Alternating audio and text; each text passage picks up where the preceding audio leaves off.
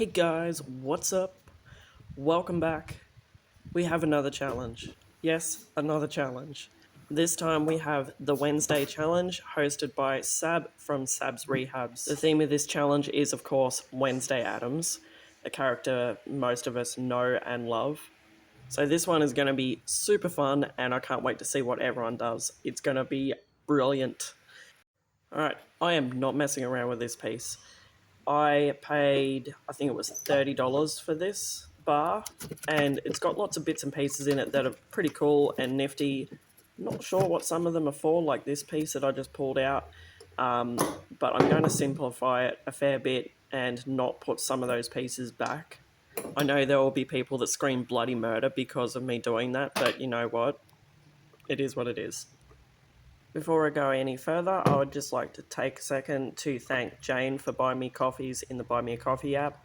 If you're also interested, you can find the link for the Buy Me a Coffee app in the description, along with the links for any of the products that I'm going to use in this video. So if you see something you like the look of, have a look below and there should be a link there for it. If it's not, yell at me in the comments by all means, and I will put that link in the description.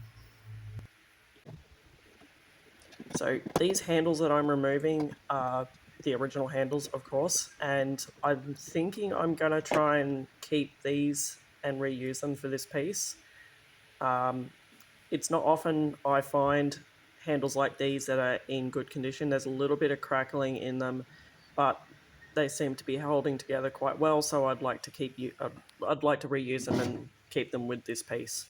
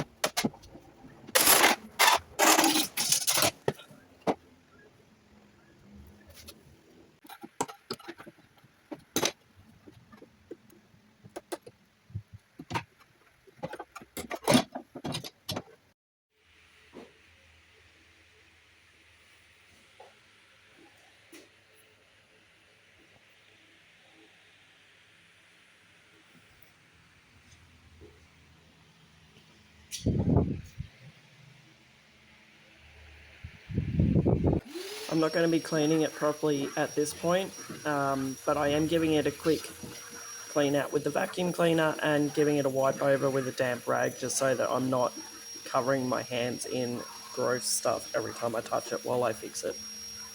Alright, onto the repairs. So there's a lot of little chunks missing off the edges and little sections where the veneer is lifting on the edges. So the first thing I'm doing is going around all the edges and just using my fingers to check for anything that's lifted, and also putting a little bit of tape anywhere that I need to put Bondo.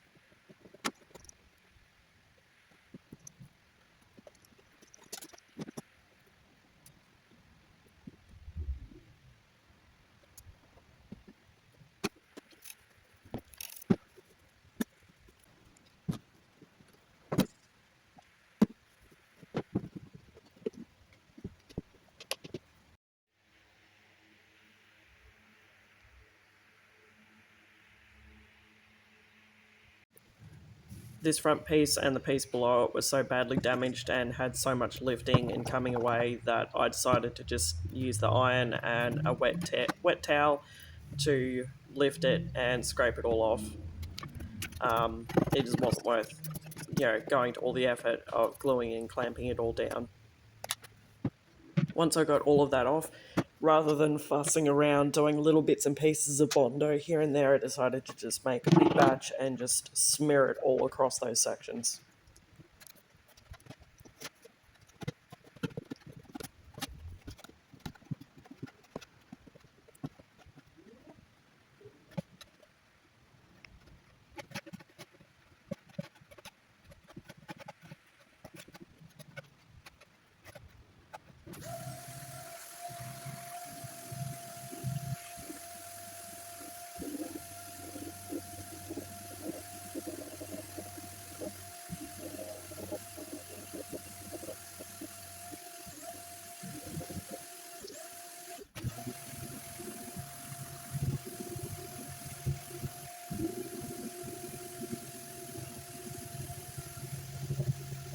Now I've had this paintable wallpaper laying around for what feels like ages, and I decided to use it in the back of this cabinet.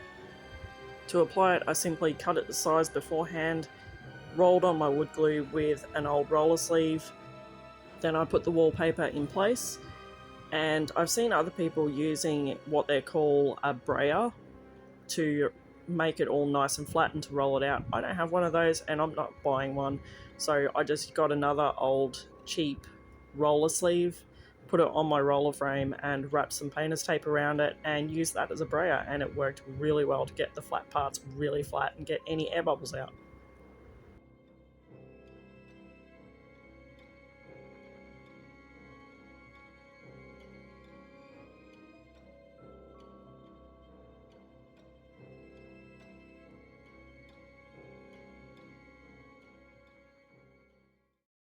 Okie dokie. Staging area is looking a little different. She is all set up and ready to start spraying tomorrow. Don't look at the patch down the bottom there. That won't matter because it'll be covered up by that. It's all good. So anyway, spraying this. For the inside, we're going to go over here. So I was originally going to just do the inside with Derwent River. Not sure if this will be enough to do the inside. Maybe it will. No, I don't know.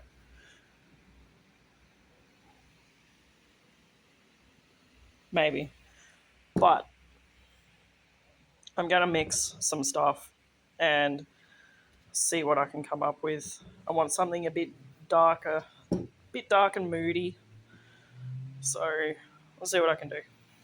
Alright, I don't have the exact ratios, but the colours I ended up using were Derwent River, Black Bear, and Deep Waters.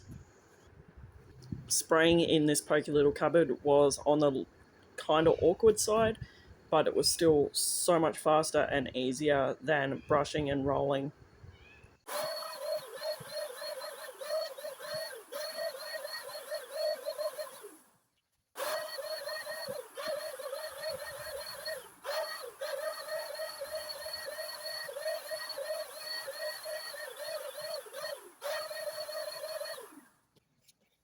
Now, I've said it before and I will say it again, I'm very new to spraying as opposed to painting and rolling like I usually... there I go again. Brushing and rolling like I usually do, but I am learning as I go and taking on advice wherever I can, and, you know, hopefully I'll get better at it, but it's all a learning curve, as we know, and I'm just happy to be able to share it with everyone as I go. For those of you in Australia, this is just the cheapo Ozito corded spray gun. As you can see, it definitely does the job. It is not the best spray gun, and if I continue to spray and continue to enjoy it, I will definitely upgrade down the line. Now, I don't usually sand in between coats with Millie mineral paint, but in this case, the substrate was kind of uneven still, and I wanted to just make sure I could get it as smooth as possible.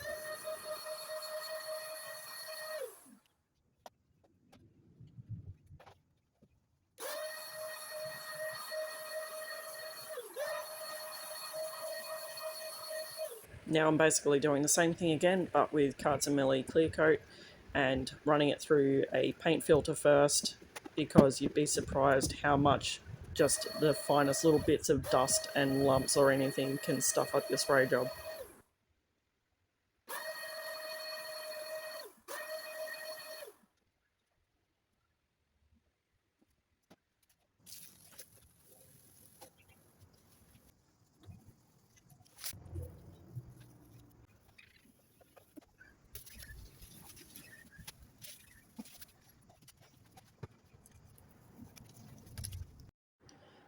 Okay, so I wanted to do something a little special on the top part that lifts up, and this is what I've come up with. So this might look very similar to the Nevermore Academy logo, but I've taken that and taken the N out of it for Nevermore and put a W in it for Wednesday, and I will be painting this by hand.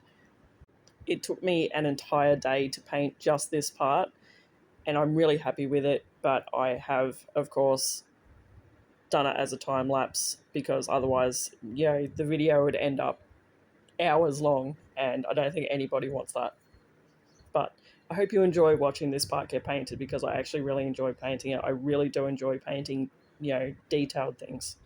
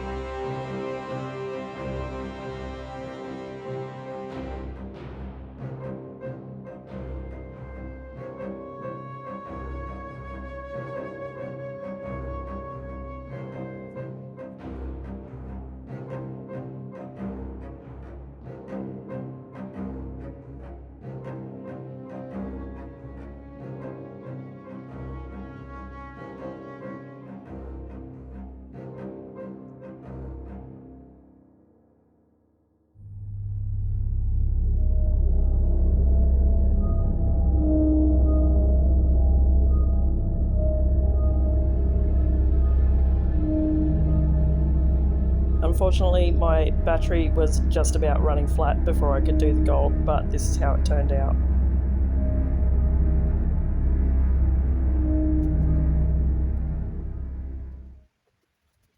Now, I saw these little cobweb things at a local market recently, and I thought, hey, maybe these would work on this. I'm not sure.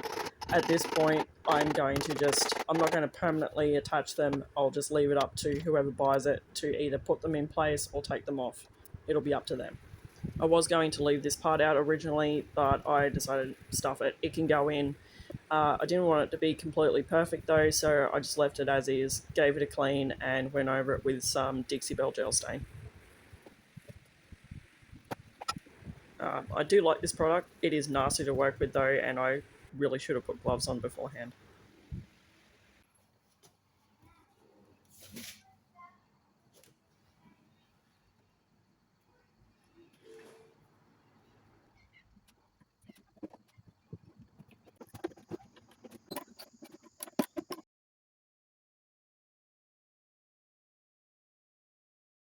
Okay, so because the doors on this thing are such a tight fit, I don't want painted surfaces to be that close together and rub together and end up sticking or just tearing themselves apart.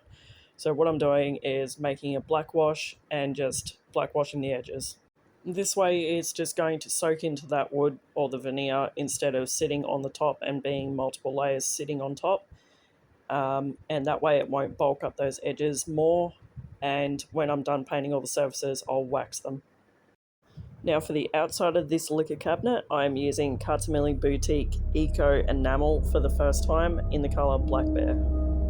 And I am rolling it on with a Too Fussy Blokes roller. Now if you can see those little yellow things underneath these doors, they are painters' pyramids, and they were lovingly dropped off by Angela, one of my subscribers, and she purchased them for me from my Amazon wishlist. I will put the link for them in the description. They couldn't have come at a better time. These were super handy for this job.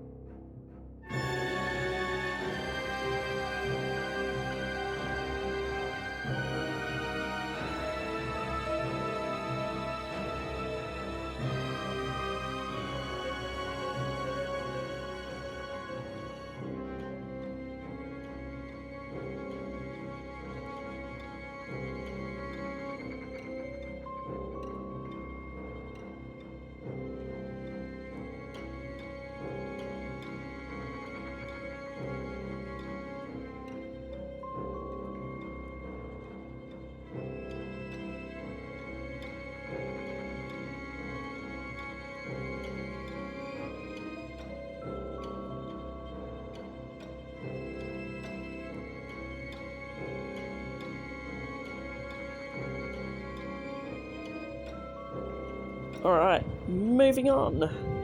I knew I wanted to do a design on the front. I started off wanting to originally do the LED light window from Enid and Wednesday's room, but I decided that that round design wouldn't work on this front. Now that I'm finished, I kind of wish I had just done the circular design and stuck with that. But I wanted to do something a little more Art Deco. So this is what I've come up with. So I basically just drew my design on some baking paper, put welder's chalk on the back. You could also use white chalk or like a charcoal pencil, and then just traced it on. Leaning it back like this is just literally to save my wrists and my back, because working at a 90-degree angle on something like this is just painful. Now, for obvious reasons, I have not recorded every second of me working on this design because it took me 2 whole days to get it done. But I have recorded bits and pieces of it so that you can get the gist of what I've done. And basically, I have started off by priming the insides of all of the parts. Then I went in and taped everything off. I probably could have done that first, but you know, hindsight. I worked on Wednesday's side first and started off by making like a cloudy backdrop.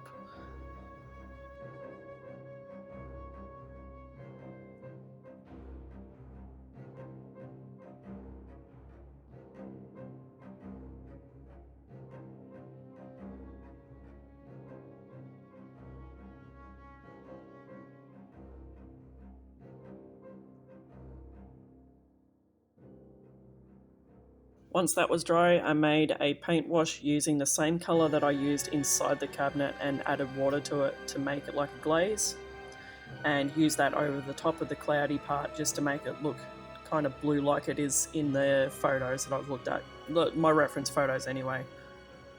To give it a bit more depth, I then made a lighter added a little bit of white to some of it and put it in the middle, and then made one darker with a little bit of black bear and did that around the outsides and down the bottom. I think the coloured side for Enid was really the hardest part for me because I worked with colours that I wouldn't ordinarily use, like really light and bright colours. I tried to stick as close as I could to the colours that are in Enid's actual window from the series, but it proved to be very, very difficult. I also didn't want the colours to be crisp and clean and perfect because for me, I think Enid is, and obviously others probably see it the same way, Enid is bright and bubbly character, loves all her bright colours and stuff, but she does still have a dark side and has her own issues, and so I think making her side a little bit dark and dirty would fit in better. There was a lot of backwards and forwards with the colours and the choices I made with this part. There was a lot more stripes to begin with, and then I covered some of those up. Like all of the stripes I did in this section here, I really was not happy with, so I ended up covering those up. I wanted some of the window panes on this side to be the cloudiness that was on Wednesday's side as well. So I taped off all of that section painstakingly and did a little bit of cloudiness on this side.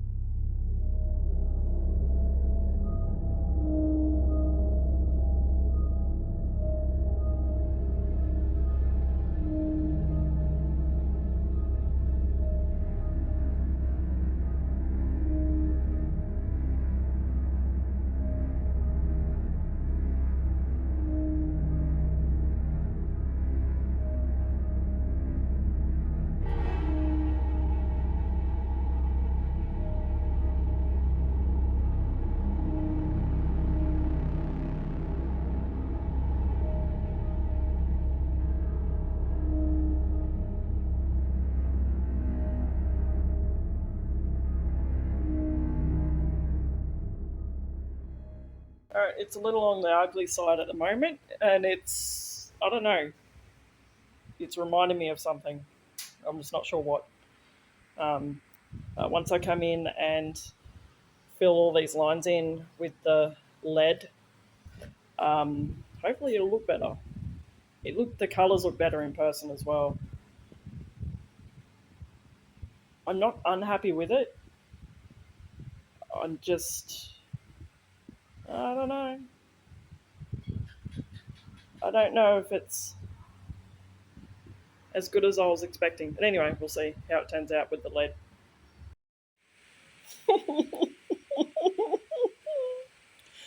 Ah, shit.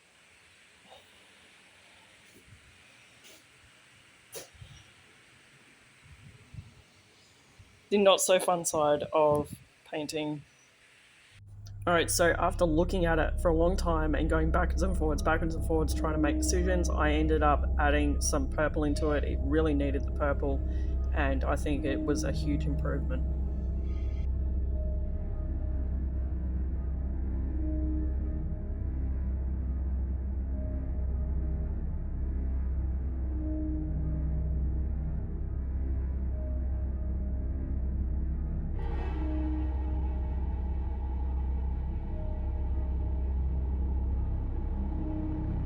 It was still looking a bit clean and tidy to me, so I just got some watered down black bear and a stencil brush and just flicked some black paint all over it.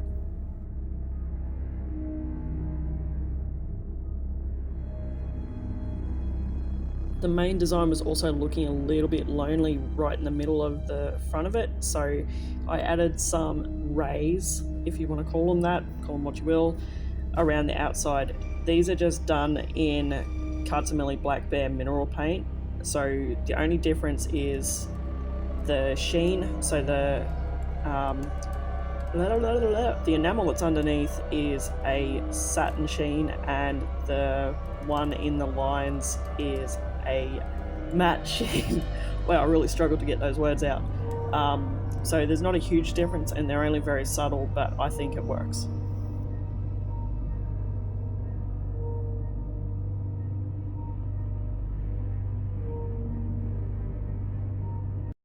Okay, so just a couple of quick little things, or maybe just the one. I was planning on putting the mirror back on this part, but for whatever reason, I took the little brackets and screws home with me in my pocket one day, and I forgot to bring them back with me. So that's not going back on there just yet. It will at some point. My phone does not want to focus. So there's that. As much as I didn't want it to be perfect, that is a little bit too rough for my liking, so I might take that out again one day and redo it. I don't know, we'll see. Um, this handle is broken, but it's not moving anywhere. It wasn't broken when I took it off. I don't know what's happened. My son picked it up at some point and was looking at it and then put it down, so maybe it got broken then. But that does tend to happen with these old Bakelite handles. I feel like it's giving me Sally vibes. If you're a Tim Burton fan, you'll know what that is. And I find that quite fitting considering Tim Burton did, the most recent Wednesday. And I love all the little splatters, and it kind of gives me comic book vibes, which, hopefully someone else will love as well. But I think my favourite part out of all of this is, the emblem. I'm really happy with how that turned out. So very happy with that. Alright, I was going to put my hair into plaits like Wednesday, but that's not happening. Huge thank you to Sabrina from Sabs Rehabs for hosting this challenge. If you haven't already jumped on the playlist, go do it now because there will be heaps of others to watch, and I can't wait to see what everyone does. It's always amazing. What else? Oh, don't forget to check the description for everything I've used, including any items from my Amazon wish list. Anyway, thank you for watching, and I will see you next time.